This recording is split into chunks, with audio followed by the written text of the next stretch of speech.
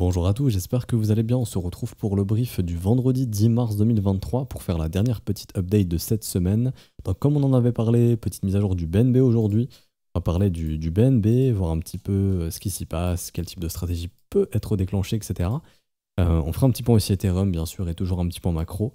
Voilà. D'ailleurs, je pense changer un petit peu le format des concours. Donc pour ceux qui savent, hein, pour tous ceux qui sont inscrits sur BitGet, notre partenaire, vous pouvez participer au concours. Je me suis dit, au lieu de faire un concours tous les mois, avec un montant par exemple, comme on a fait précédemment, 2000, 2500 euros, etc., pourquoi pas partir sur des concours toutes les semaines. Donc vous avez des résultats beaucoup plus rapidement, mais des montants moindres. Donc par exemple, au lieu de faire un concours à 2000 euros par mois, plutôt en faire peut-être à 500 euros par semaine. Donc en gros, ça ferait 4 concours dans le mois. Ça laisse genre 3-4 jours pour participer, comme ça va beaucoup plus vite pour vous, vous avez les résultats plus vite et il y a plus de probabilité enfin c'est pas plus de probabilité, mais ça vous permettra de participer à plus de concours et donc d'avoir les résultats plus rapidement, et pourquoi pas aussi avoir plus de gagnants par exemple. Peut-être, je sais pas, faire gagner 2 personnes 250 euros, ce qui fera 8 gagnants par mois, ce qui fera au final des concours beaucoup plus récurrents. Enfin, n'hésitez pas à me dire ce que vous en pensez, c'est une idée que j'ai eue. Je pense essayer ça, on verra bien si ça vous plaît ou pas. En tout cas, voilà. Donc si vous souhaitez participer au prochain concours, n'hésitez pas à vous inscrire via notre lien partenaire. En description aussi 15% de réduction sur vos fees. Alors bon, c'était une idée, n'hésitez pas à me dire ce que vous en pensez. Du coup, petite mise à jour du Bitcoin aujourd'hui. On en avait parlé, court terme, toujours aucune structure bullish. Le niveau clé qui était 21 500 et 21 300, ce niveau clé cède, et donc là on a complètement inversé la structure du prix. Le Bitcoin n'est plus haussier. Le Bitcoin n'est plus haussier dans sa structure de prix, ok. Et donc maintenant on va voir les niveaux et surtout les structures qu'il faudrait voir pour retrouver un Bitcoin haussier. Premièrement, je pense que ça se voit directement sur mon graphique. Bon, la base des bases, hein, c'est toujours la zone de rechargement. Bon, là, on a la MA200 qui pourrait peut-être déclencher un rebond ici au niveau des 19 600 $. Mais les niveaux clés qui, moi, personnellement, vont m'intéresser pour me dire, OK, le Bitcoin a de grosses preuves de se retourner dans ces zones de prix sont les suivantes. Zone de rechargement, comme d'hab classique. Rappelez-vous la règle, hein, quand vous cassez les 38,2, très généralement, on vient au minimum à 61,8, ce qui ferait ici 19 200 $. Zone de rechargement, comme son nom l'indique, c'est une zone dans laquelle on cherche à recharger, OK. Donc à ce moment-là, cette zone se trouve entre 19 200 et 17 500 $. A noter que nous avons le Wyckoff Check à 18 300. Le Wyckoff Check, c'est quoi? C'est la ligne de coup. Oups. C'est la ligne de coup du W. Je vais y arriver. Hop. C'est la ligne de coup du W précédent qui a été cassée mais qui n'a pas connu de retest. Vous voyez, ici, on est venu casser la ligne de coup de cette structure. On n'est jamais venu retest. Donc ça nous appelle et c'est au niveau des 18 300 $. Également, on le voit, c'est au niveau du gros creux du volume profile juste ici. Donc ça nous appelle également le creux qui est entre 17 000 et 19 000 $ à peu près. Donc pour moi, ça, c'est les zones de prix qu'on va probablement revenir tester, vu que maintenant on est de nouveau baissier. Notre indicateur va mettre un petit signal de vente ici, enfin un signal baissier, qui va confirmer, comme il y en avait un ici, la création de la résistance qu'on n'a pas réussi à casser. Ok. Et donc tout naturellement, les supports se trouvent où d'ailleurs? Au niveau des triangles précédents, des signaux précédents donnés, ici et ici. Mais pour faire simple, actuellement, au niveau des retests, pour moi, il y a 18 300, la zone 17 000 ici, un peu plus précise, 17 400, 18 500 $. Il y a aussi, petite astuce, je ne sais pas si vous la connaissez, mais moi, perso, j'apprécie beaucoup, c'est d'utiliser un fixed range et de localiser justement une grosse zone d'imbalance comme ça pour savoir où sont les trous. Donc là, je vais retirer le prix, je vais tout retirer. Je vais retirer aussi l'indicateur d'imbalance. Non, on va le laisser. Et là, en fait, vous allez avoir carrément ce qu'on appelle des trous, des gaps dans le volume profile. Donc là, vous voyez, il y avait cette grosse zone, au final, je peux remettre le prix. Il y avait cette grosse zone qu'on est déjà revenu tester. Là, vous voyez, il y avait cette grosse zone ici, je vais zoomer, cette grosse zone ici jusqu'aux 20 000 $ qu'on est en train de retester. Il reste une zone ici jusqu'aux 19 500. Là, il y a un gap. Je vais passer en daily, peut-être que ça se verra mieux. Voilà. Là, vous voyez, il y a un gap ici jusqu'au Wyckoff Check, normal, hein, 18 300 $.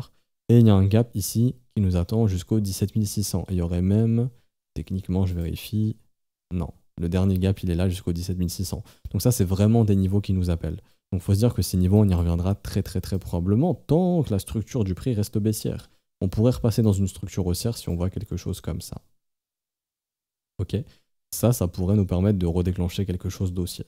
Donc de la structure en W tout simplement. Tant qu'on ne voit pas ça, personnellement, je m'attends à un retest des zones que je viens de vous dire et on verra si le Bitcoin peut y développer un bottom ou pas. Pour quelqu'un qui fait du DCA, et le DCA, j'y reviens, j'en avais parlé dans une de mes newsletters, le DCA ne fonctionne pas ou fonctionne très peu, j'en ai reparlé avec les élèves aujourd'hui, sur les altcoins. Le DCA, vous devez le faire si vous en faites sur Bitcoin, à la rigueur Ethereum. Pourquoi Bitcoin? Parce que Bitcoin, c'est le leader du marché. Le Bitcoin a une valeur intrinsèque, a un prix de production, et le Bitcoin, tout simplement, euh, est l'asset le plus liquide et celui qui va le moins chuter, ou en tout cas l'un des assets qui va le moins chuter. Donc ça met les probabilités de votre côté pour du DCA. Et pour du DCA, comme je l'ai déjà expliqué, techniquement, le Bitcoin à long terme, vous pouvez faire votre DCA, pour moi, de façon professionnelle, tant que le Bitcoin est sous 28 000 $. Ok, et vous pouvez l'optimiser dans les zones de rechargement, etc. Et je vous rappelle une chose, c'est que la valeur intrinsèque du Bitcoin à l'heure actuelle se trouve à peu près à 13 000 $. Ok, rappelez-vous, dans un an, et je l'ai tweeté hier, le prix de production va doubler. Au prochain halving, on va passer d'un prix de production à 26 000 $. Ok, ce qui veut dire que si je suis investisseur et que je fais du DCA ou que je veux investir dans le Bitcoin, je veux juste acheter un prix, moi je suis pas quelqu'un qui attend les structures de marché, etc. Vous avez quoi à faire tout simplement? Ben, prix de production dans un an il est à 26 000. Bah, tout simplement, tous les investissements qui se font sous 26 000 $ ont de grosses probabilités d'être rentables d'ici un an. Pourquoi? Parce que comme dit, le prix de production moyen d'un Bitcoin, enfin le prix plancher à peu près se trouve entre 10 000 et 13 000 $. Ce qui veut dire que le prix de production plancher du Bitcoin dans un an à l'halving sera entre 20 et 26 000 $. Donc quelqu'un qui a investi dans les 17-18 000 $ a de grandes chances déjà dans un an d'être sur un investissement qui est rentable. Mais au moins acheter très proche d'un bottom. Ok, maintenant, si jamais le bottom n'était pas ici, parce que là encore une fois on en avait parlé, ça c'était notre zone de combat. On a la résolution baissière. Si on a la résolution baissière, mon indicateur ici va mettre un triangle, ok, tout simplement, il va mettre un petit triangle rouge qui va signaler, encore une fois, comme ici, une résistance. Il a mis un signal gris ici, c'est le premier qu'on a depuis le bear market. Donc création de support, donc création de range. Dans un range, on cherche à faire quoi? On cherche à racheter le bas du range. Le bas du range, il est ici entre 17 400 et 15 600 $. Ça, c'est le bas du range, ok? Là, je vous ai mis des niveaux de retest, etc., qui nous attendent, au moins jusqu'à 18 300. Après, bon, on a vu les autres niveaux, etc., etc. Est-ce qu'on peut faire un nouveau plus bas? Oui, techniquement, on peut faire un nouveau plus bas. Est-ce qu'on a une zone de retest qui nous attend plus bas? Oui, techniquement, il y a les 13 800, il y a le gros Wyckoff check ici, trimestriel, qui n'a jamais été effectué. Jusqu'à 12 400, il y a cette zone de retest qui nous attend ici, avec du coup, également creux dans le volume profile, etc. Mais si tout le monde se met à tendre cette zone, il y a de grandes chances que le marché puisse nous faire quelque chose comme ça. Hop. Vous attendez plus bas, vous l'avez pas, création de creux ascendant, gros bottom, scénario 2015, gros range, cassure haussière. Merci, au revoir, et du coup un rallye qui serait en vue de l'halving 2024. Donc là on est dans un scénario différent de 2019. Pourquoi? Parce que 2019, on a fait ce gros rallye ici qui a retracé à 61,8. Là on a déjà un signal de top qu'on a eu qu'à 13 800, qu'on n'a pas eu avant, pas comme si on l'avait eu ici par exemple. En gros, pour vous donner une idée, on était là, en 2019 il n'y a eu aucun signal de top, là on en a un. Donc là on est en train de retester. Ce qui fait qu'on a plus de probabilité d'être dans ce scénario ici, qui est création de bottom comme celle-ci, comme en 2015. C'est-à-dire en gros un gros range qui connaît une cassure haussière et un rallye pour l'halving. L'halving du Bitcoin en 2016 qui était en juin, si je dis pas de bêtises, pardon, en juillet 2016 de mémoire, qui était juin-juillet 2016. Donc en fait on a fait le rallye en vue de l'halving de juin-juillet 2016. Donc ça voudrait dire qu'en gros, le Bitcoin par exemple peut ranger ici, casser, peut-être, je sais pas moi, fin 2023, pour aller faire le rallye en vue de l'halving de mars-avril 2024. Ok? Tout simplement. Pourquoi pas? C'est un scénario comme un autre. Mais pour un investisseur qui DCA, et encore une fois, je le répète, sur les altcoins, c'est pas une bonne idée, ça c'est mon avis, mais statistiquement, ça prouve que c'est pas une bonne idée. Enfin, suffit de regarder ce que j'ai fait avec les élèves avant. Regardez le top 50 de 2017-2018 et regardez le top 50 maintenant, ça n'a plus rien à voir. Il y a 3/4 des assets qui ont dégagé, qui sont morts à peu près. Donc c'est pour ça que c'est une grosse erreur pour moi de DCA les altcoins. Bitcoin, j'y vois aucun problème. Et donc on est dans des zones super intéressantes. On revient dedans peu à peu au niveau du Bitcoin. Maintenant, encore une fois, si vous êtes quelqu'un, et ça c'est mon profil, qui a besoin d'être dans le sens du vent, comme je le dis, pour être dans le sens du vent, il va falloir attendre des structures qu'on n'a toujours pas. Donc pour l'instant, le Bitcoin redevient baissier. C'est-à-dire que ce mouvement ici redevient baissier. En termes de probabilité, maintenant, il y a plus de probabilité d'avoir des rebonds, que ce soit des sommets descendants pour faire des creux descendants comme ceci, jusqu'à ce qu'on ait l'inversion de la structure, ok, des creux et sommets ascendants. Ok, tant qu'on ne voit pas ça, le Bitcoin restera baissier. Donc ça, c'est important de le prendre en compte. Et du coup, vu que le Bitcoin restera baissier, vous, vous doutez bien que les altcoins resteront baissières également. Donc ça, c'est important de le prendre en compte. Ok, court terme, pour l'instant, je vois aucun signal de reprise pour le moment. Peut-être qu'après la sortie de mon brief ou dans la journée, il y en aura. Mais là, actuellement, il n'y a aucun signal haussier court terme qui est déclenché pour l'instant. Il n'y a aucune raison de se dire « Ok, on est bon pour un rebond court terme ». Au niveau de l'order flow, On voit qu'il y a encore beaucoup. Donc ici, hier, on a eu l'open interest le funding qui restait collé à 0,1. Très souvent, quand on fait ça avec le prix, il glisse. Très souvent, ça se finit en cascade. On en avait parlé, mais il y avait beaucoup d'absorption. Mais c'est bien d'absorber, mais si derrière, il n'y a pas de réaction haussière, bah, tous les mecs qui absorbent, c'est des mecs qui sont ce qu'on appelle être underwater, qui sont coincés plus haut et qui vont devoir revendre plus bas. Et c'est exactement ce qui s'est passé ici. Ça, c'est ce que l'order flow nous permet d'apprendre. Et là, on voit quoi actuellement? Les gens, tranquilles, on remet du risque, on relèverait plus de 6000, 7000 bitcoins même, en l'espace de 8 heures. Donc je vous calcule, hein, mais en gros, on fait calculatrice.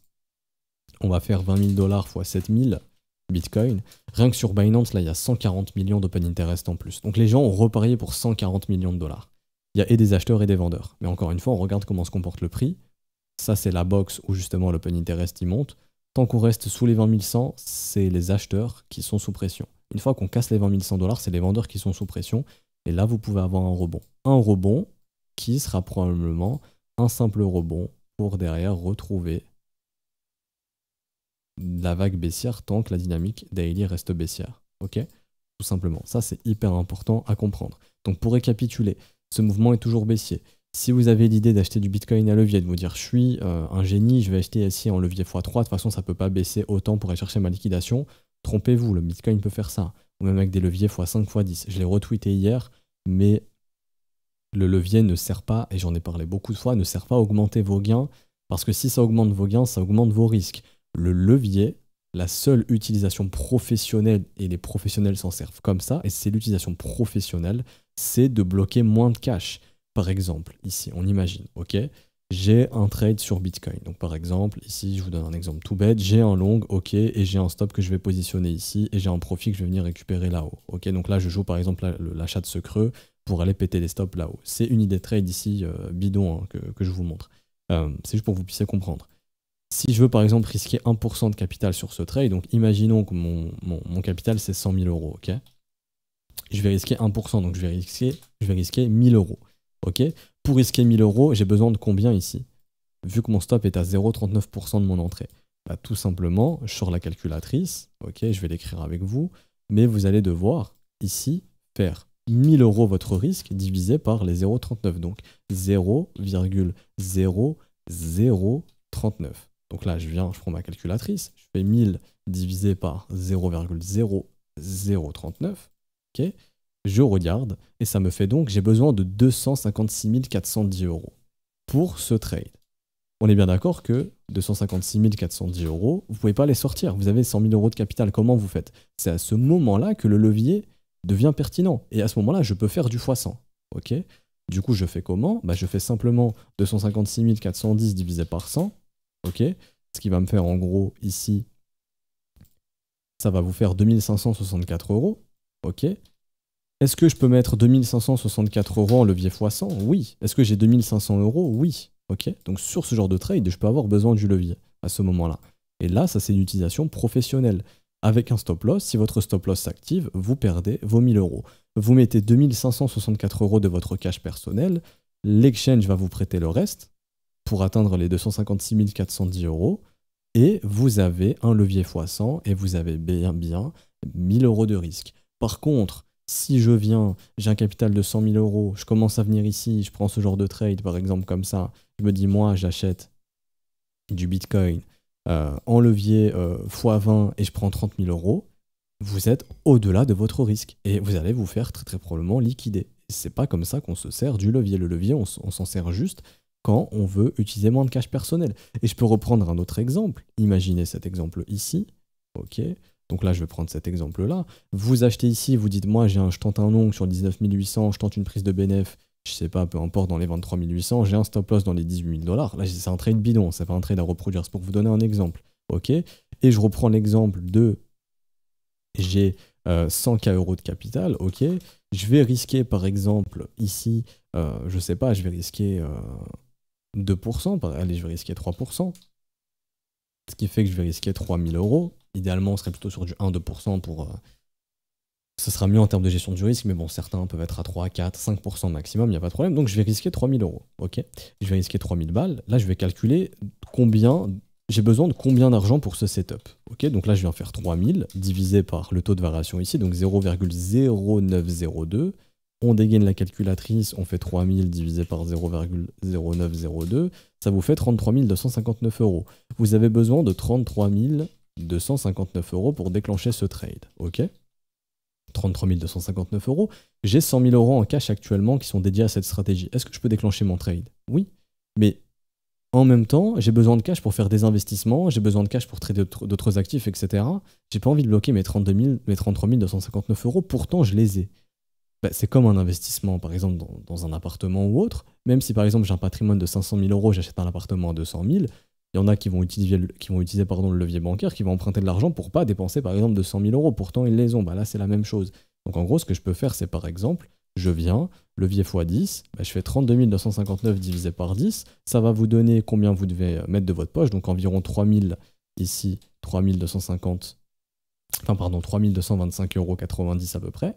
Ok, donc en gros, on va dire 3226 euros, on va arrondir, et vous mettez ça en levier x10. Et ce qui fait que vous allez bloquer de votre cash perso que 3300 euros. Ça, c'est l'utilisation professionnelle du levier. Et le risque reste le même. Si votre stop s'active, malgré le levier x10, vous ne perdez pas, déjà vous n'êtes pas liquidé, ok, et vous ne perdez pas des sommes astronomiques, vous perdez que les 3000 euros, le risque de base, ok, tout simplement. J'espère vraiment que c'est clair, et le levier ne sert qu'à ça. Il y en a beaucoup qui ont 500 euros de capital, qui se disent, mais il est bien drôle, lui, mais comment je vais devenir riche si je ne traite pas avec du levier? À chaque fois que j'ai des gains, c'est des gains de 30 euros. Mais c'est comme ça que ça marche, en fait. Et vous irez loin à terme comme ceci. Alors que utiliser des risques que vous ne pouvez pas vous permettre de prendre, psychologiquement, vous êtes off, vous êtes mort. Deuxièmement, en termes de risque, vous êtes mort avant même que le marché aille chercher votre invalidation, très généralement. Et troisièmement, vous avez le droit à l'erreur 1 ou 2 fois. Alors qu'en tant que trader, sur 100 trades, vous allez peut-être vous tromper 45, 50, 60 fois. Et vous allez quand même générer du rendement si vous avez des risk-reward qui sont corrects. Demain, j'ai des trades en moyenne à 4 de risk-reward. Ok, je peux gagner 35 fois sur 100. Donc 35% de win rate, je fais quand même du bénéfice. Pourtant, je perds 65 fois. Mais utilisation de levier trop importante, vous ne pourrez jamais survivre à 65 pertes. Pourtant, quelqu'un qui utilise correctement le levier, s'il l'utilise et s'il en a besoin, 4 de risk reward, il gagne que 35 fois sur 100, il fait du bénéfice.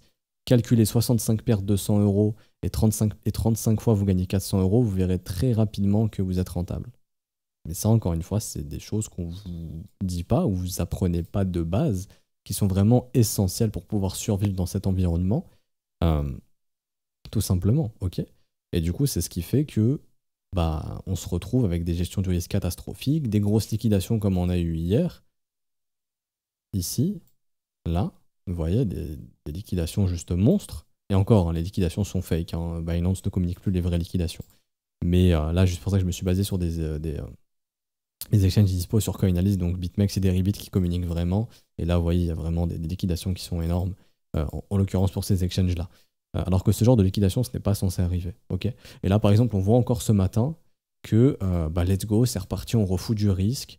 On remet du levier, les fundings remontent, on relongue Bitcoin, on reshort Bitcoin comme des fous. Donc ceux qui shortent, bon, encore une fois, ils ont l'avantage de la tendance, mais à tout moment, il faudra s'attendre à un rebond. Bien évidemment, les marchés ne tombent pas et ne montent pas à l'infini, il y a toujours des rebonds, donc des créations de sommets descendants dans une dynamique baissière et des créations de creux ascendants dans une dynamique haussière. On est dans une dynamique baissière maintenant, donc nous, on s'attendra plutôt à un rebond pour une continuation baissière. Mais ce que je veux dire, c'est que tu as encore des mecs ici qui mettent un paquet de leviers et encore des mecs qui essayent de catch le dip ici avec plein d'ordres d'achat. Donc des gens qui ajoutent encore du risque et encore du risque et encore du risque, non maîtrisé très probablement, qui poussent les marchés à aller chercher les liquidations de ces gens-là, tout simplement. Ok ? Donc voilà, je voulais refaire un point là-dessus, c'est très important. Peu importe la plateforme sur laquelle vous utilisez du levier, faites-le correctement, professionnellement, si vous en avez besoin. Si vous n'en avez pas besoin, tradez spot, vous prenez pas la tête. Faites pas des investissements avec du levier, ça sert à rien, vous allez payer des frais de marge, etc. Ça sert à rien. Le marché spot, vous achetez, vous faites votre décès à Bitcoin quotidiennement, etc. Si vous en faites, les prix baissent, vous les trouvez intéressants. Vous trouvez que le prix de production va doubler dans un an et que vous trouvez que le prix est actuellement intéressant et vous êtes conscient qu'il peut continuer de descendre, mettez pas du levier, ça sert à rien. Et vous ne deviendrez pas multimillionnaire avec 1000 euros de capital si vous commencez à mettre des leviers x50, à vous dire je vais catch le bottom, je vais avoir le prochain move, ça va faire 20%, levier x50, machin. Non, un gros non. Après, encore une fois, utiliser du levier x50, x20, x100, x150, même si on a, ça se fait, mais dans des conditions professionnelles. Je mets une mise de ma poche qui est minime Et le levier, donc la plateforme, me finance le cash que je n'ai pas envie de mettre de ma poche. Mais encore une fois, le risque de base ne change pas. Je peux avoir un trade avec un levier x100 et risquer 1% de mon capital, et avoir un trade sans levier et risquer toujours 1% de mon capital. Alors que très généralement, les gens, quand ils mettent levier x15, 20, 30, ils sont en risque de 10, 15, 30, 40% de leur capital. Et ça, c'est trop. Et ça, c'est tout ce qu'on enseigne dans l'école pour pouvoir utiliser les choses correctement et pas cramer son capital en 3-4 trades. Et voilà, tout simplement. Là, je suis rentré dans les détails, etc. Pour vraiment, parce que dans ce genre de mouvement, je suis obligé de le faire, en fait. Parce que je pense qu'il y a beaucoup de gens qui voient de la volatilité et se disent putain, si j'avais pris un short ici, gros levier, je me serais gavé. Allez, je prends le prochain rebond en short avec gros levier, je vais me gaver. Ou c'est bon, là, ça a trop baissé, c'est le moment de charger comme un fou avec du levier. Bah non, non. Le levier, oui, si, professionnellement, c'est fait comme je vous l'ai expliqué. Ok. Là, je voulais vraiment revenir dessus aujourd'hui, ça c'est hyper important. Je sais que j'ai traîné là-dessus, mais je pense que ça va sauver des gens. Et bah, si je peux sauver au moins ne serait-ce qu'une personne qui avait en tête de se dire putain, ici je fais levier x50 et on verra bien ce qui se passe, et que le marché au final fait ça, bah, je serais content d'avoir empêché la banqueroute à cette personne. Donc pour revenir sur Bitcoin, on s'attend à des rebonds baissiers, les zones on les a vues, et donc j'ai fini pour l'update aujourd'hui. Du coup, ce qui fait que les altcoins ne sont plus haussières non plus. Ok, je vous fais un point BNB, mais c'est un peu pareil pour toutes les altcoins. Ce qui fait qu'actuellement, les trades haussiers sur les alts, tant que vous ne voyez pas des retournements de tendance ou de dynamique court terme, ça reste beaucoup trop risqué. Sachant que sur Bitcoin, déjà c'est risqué, que c'est lui le king, sur les altcoins encore plus. Donc Ethereum rapidement, qui va être ici. Mince, je me suis trompé ici. Ok, non, c'est ETH que je devais prendre, désolé. ETH USDT, Binance. Ok, donc ETH pareil, cassure du premier arrêt et du creux comme Bitcoin, les zones intéressantes, 1352 $, zone de rechargement. Ok. Également creux dans le volume profile qui se trouve ici, vous voyez, donc entre 1260 et 1220 $, des zones qui vont nous appeler. La différence de Bitcoin et Ethereum, c'est que Ether, on a réussi à casser aucun sommet ici. Vous voyez, ce sommet n'a pas cassé. On est toujours dans une dynamique qui est baissière. Et ETH a plus de probabilité de casser son creux à 1072 $ que Bitcoin a de probabilité de casser son bottom à 15 500 $. Ça, c'est ce que nous apprend la dynamique. Pour vous dire que si vous regardez graphiquement ici, Ethereum évolue toujours dans creux et sommet descendant. Ok, bon là, il y a une clôture plus haute qui a été faite, mais on n'a pas réussi à péter le level. Donc au final, ça se traduit par une simple chasse au stop et on n'arrive pas justement. Et d'ailleurs, comment dirais-je, le dernier creux était ici, donc c'est ce sommet ici qui nous intéresse et ce sommet n'a pas cassé. Donc on est toujours dans une structure baissière ici sur Ethereum. Les zones intéressantes, bien sûr, se trouvent dans le bad range, donc on va dire de 800 à 1100 $ pour Ethereum en termes de prix intéressant. Maintenant, encore une fois, graphiquement, ça reste baissier pour Ethereum. Moi, personnellement, je ne serais pas étonné qu'on vienne chasser les stops sous les 1000 $ pour revenir tester le creux trouvé à 885. Maintenant, si le bottom sur Ethereum cède, il faut savoir que la zone pertinente, elle est entre 600 et à peu près, du coup, 600 et 800 $, tout simplement. Si le bottom cède, encore une fois, pour moi, ça reste un range. Les objectifs, c'est de trouver des structures haussières dans les bad range. Il y a des structures haussières dans les bad range, c'est-à-dire en gros, vers ces niveaux de prix-là, ça s'achète. Ok. S'il y a des triangles dans ces bad range, ça s'achète tout simplement. Ok. S'il n'y a pas de triangle, il n'y a rien du tout, ça reste ok pour du DCA, encore une fois, parce que pour moi, le DCA Ethereum, c'est ok avec Bitcoin. Mais pour quelqu'un qui veut jouer les retournements de tendance, il faudra attendre de sacrées structures si on fait des nouveaux plus bas. Donc ça sera à surveiller. Ok. Mais là, à l'instant T, je vous le dis, hein, les zones pour moi qui m'intéressent, c'est au moins la zone des 1200 $ à peu près, à l'instant T. Pas pour acheter, pour voir si le prix peut se reverse ici. Si le prix donne aucune structure haussière, on ira probablement chasser tous les stops qui sont au moins sous les 1073 pour venir tester cette zone de prix ici que vous voyez là. Je dirais entre 1000 et 880 $. Ok. Pas grand chose d'autre à dire sur Ethereum. Graphiquement ici en daily, ça a cassé les niveaux clés. En horaire, on en avait parlé, mais toujours aucune structure haussière. Même pour l'instant ici, aucune structure haussière. On est en train d'enchaîner les plus bas. Pour quelqu'un qui veut faire du DCA, qui veut acheter long terme, oui, les prix sont corrects, ça, il n'y a pas de souci. Maintenant, sachez que le prix peut encore baisser parce qu'on reprend une dynamique baissière, tout simplement. Ok. J'ai fini ici, je vous fais un point macro très rapide. Alors pour faire simple, on avait parlé ici du gold hier, je ne sais pas si vous vous souvenez, où on avait la meilleure zone d'achat si on est en train de se reverse après la cassure de ce sommet pour trouver un creux ascendant. Donc on a réussi à former le W, donc on était quelque part par là. On attend de voir si le gold peut faire un nouveau sommet. En tout cas, ce qui est intéressant, c'est que le dollar baisse, les taux à 30 ans baissent, qui monte le gold, qui ne monte pas le S&P et les indices. Enfin, les indices américains et les crypto-monnaies, pardon. Donc, à l'instant T, le gold qui peut toujours tenter de redéclencher quelque chose d'haussier. Maintenant, il faudra venir casser les 1860 points. Le dollar qui attend, je pense, le CPI de mardi. Et si on casse les 104 points, on aura probablement, pendant le CPI, un rebond. Et ce sera l'opportunité de vendre le dollar pour avoir un dollar qui reprendra probablement un trend baissier. Franchement, si on fait ça, c'est juste incroyable. Cassure du creux, le CPI, on nous annonce 25 points, on fait un squeeze, mais 25 points, bah, ce sera pas bullish pour le dollar. 50 points, ça peut être bullish pour le dollar. Et à ce moment-là, on verra ça. Par contre, si on casse pas les 104 points et qu'on nous annonce 50 points, à ce moment-là, on pourrait juste faire, pourquoi pas chasse au stop, ou même pas, mais juste aller complètement défoncer cette zone et avoir un dollar très haussier. Ça sera pas du tout bon pour les cryptos. Ok. L'or, on verra bien, mais je pense pas que ça serait non plus bullish pour l'or non plus. Donc ça, on verra bien. Mais à l'instant T, le dollar toujours aussi, hein, mais s'il casse les 104 points, on augmentera vraiment les probas de faire un simple rebond pendant le CPI pour avoir la fenêtre de vente, pour avoir un dollar index qui retournera au sud. Et du coup, ici, on le rappelle, en courbe des taux inversés, etc., on en avait parlé, c'est un risque de récession, donc encore une fois, pour 2023 ou 2024, on voit que pendant le dollar qui chute, les taux qui chutent, c'est le gold qui en profite. Ça aussi, ça sent un petit peu le pricing d'une potentielle récession. Maintenant, le S&P 500, on en avait parlé en cas de cassure du creux, c'était pas haussier, ok. Pour aujourd'hui, on peut avoir du flux haussier, pourquoi? Parce qu'au niveau des options, on voit qu'il y a de l'intérêt à essayer de maintenir le S&P 500 au-dessus des 395 points. Donc actuellement, on est à combien?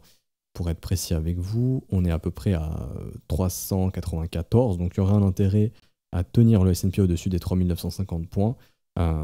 Mais pour l'instant, honnêtement, on n'a pas réussi à inverser la structure du prix court terme pour l'instant. On est sur le premier arrêt en daily, donc ça, il n'y a pas de problème. Hop, ok. Donc tant que le premier arrêt tient ici, on peut potentiellement tenter d'aller chercher plus haut. Une cassure de ce premier arrêt et du creux ici, donc de cette zone, c'est comme Bitcoin. C'est merci, au revoir. Et du coup, à ce moment-là, on s'attendra à un S&P qui reviendra chercher où? Dans les zones de rechargement, ok? Donc vers ces zones de prix ici. Et on le rappelle, hein, en hebdo, le S&P reste baissier. Sommet descendant, sommet descendant, sommet descendant, creux, creux descendant, creux descendant, creux descendant, sommet descendant. Ok, une validation haussière serait la capture, la cassure de ce sommet à 4328. Pour l'instant, c'est pas le cas. Donc il y aurait des possibilités de revenir tester au moins le creux ici à 3800, voire le bottom à 3600 points à peu près, et on verra si ça tient. Si ça ne tient pas, bon bah c'est objectif, hein, continuation aussi baissière et continuer de retracer ce mouvement Covid avec l'impression magique. Ok. J'ai fini ici pour la macro et donc on termine avec BNB pour finir cette semaine qui va juste être ici. Donc BNB, alors cassure de creux, on en avait parlé. Je ne sais pas si on en avait parlé, mais en tout cas ce creux est extrêmement important. Dernier creux qui était absolument maintenir. Ce creux a été complètement maintenu, même pendant le FUD hein, que c'est mangé BUSD, etc. Et du coup Binance. Au final, cassure du creux, donc là pareil, changement de structure du marché, on n'est plus du tout haussier ici, et la prochaine zone qui nous intéressera sera la zone de rechargement. Encore une fois, si on y a des signaux haussiers, si on a des changements de structure de prix, c'est-à-dire en gros, on peut avoir quelque chose comme ça. Tant qu'on n'a pas quelque chose comme ça reste baissier, et on peut très bien revenir tester les bottoms qui ont été trouvés en juin 2022. N'oubliez pas que BNB est dans un range. Stratégie de range, pardon, c'est bête, hein, mais c'est simplement je vends le haut, j'achète le bas. Le haut du range ici, bon là c'est la mèche un petit peu what the fuck, problème de liquidité ici. On peut se baser sur ce mouvement. Haut de range, on y est revenu, on vend. Bas de range, c'est là-bas, on peut racheter. Donc ce serait entre du 210 $ et du 180 $ ici. Ok. En attendant, s'il n'y a aucune structure haussière, il n'y a pour moi aucun trade haussier qui peut être déclenché sur BNB. C'est simple. Ok. Maintenant en weekly, pareil, vous regardez en logarithmique. On est dans un énorme range ici, entre ce point bas et ce point haut. Tout ce qui revient sur le bas du range, c'est pertinent pour de l'achat. Ok. Maintenant, invalidation, bon, bah, on est bien clair, hein, si on casse le bas du range, là il y a tout ça qui nous attend et ça peut très vite aller au sud, mais là ça serait une cassure très importante. Pas grand chose d'autre à dire honnêtement ici sur BNB.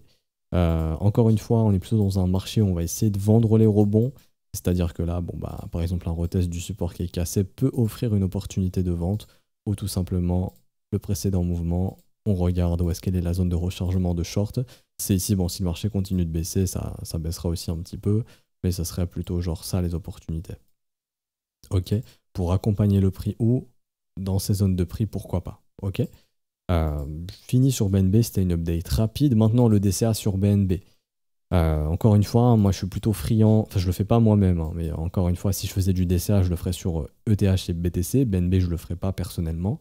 Je pense que BNB peut toujours rester un actif majeur d'écosystème crypto et pour aller chercher des ATH, mais c'est moins fiable et moins safe, si je puis dire, que déjà un Bitcoin ou un Ethereum, qu'on soit bien d'accord là-dessus. Maintenant, je suis d'accord au niveau des prix, vous voyez que c'est énormément racheté ici, donc ces zones sont hyper pertinentes. Maintenant, si je prends mon petit FIB, techniquement, même si BNB vient dans de la zone de rechargement long terme, c'est pas la fin du monde, vous voyez.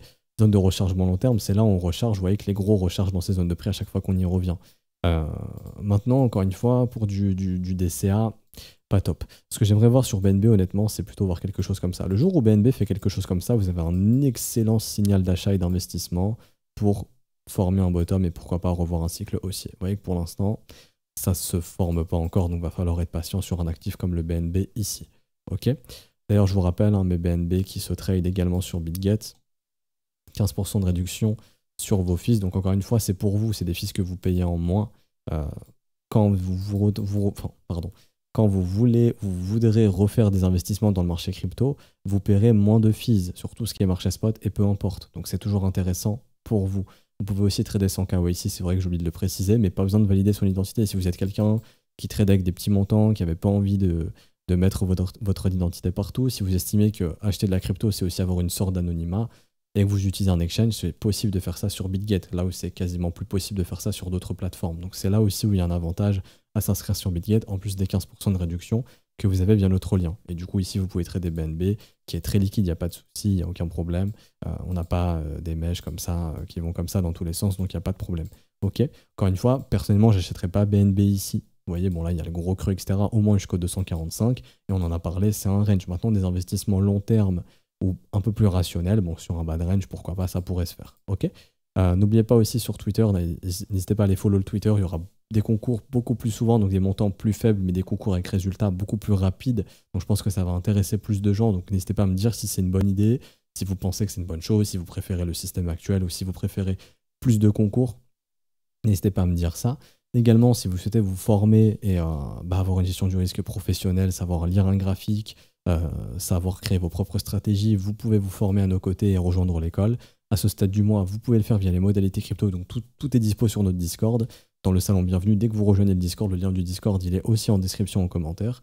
Vous avez les modalités en crypto, donc tout ce qui est paiement BNB, Ethereum, USDT et USDC, BUSD, donc tout ce qui est stablecoin. Vous avez les adresses ici, les réseaux à utiliser, vous avez les montants juste ici.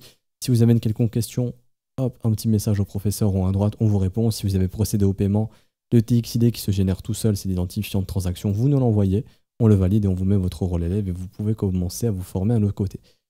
Du coup, on se retrouve lundi. Bonne journée à tous, bon week-end à tous, à lundi. Ciao, ciao.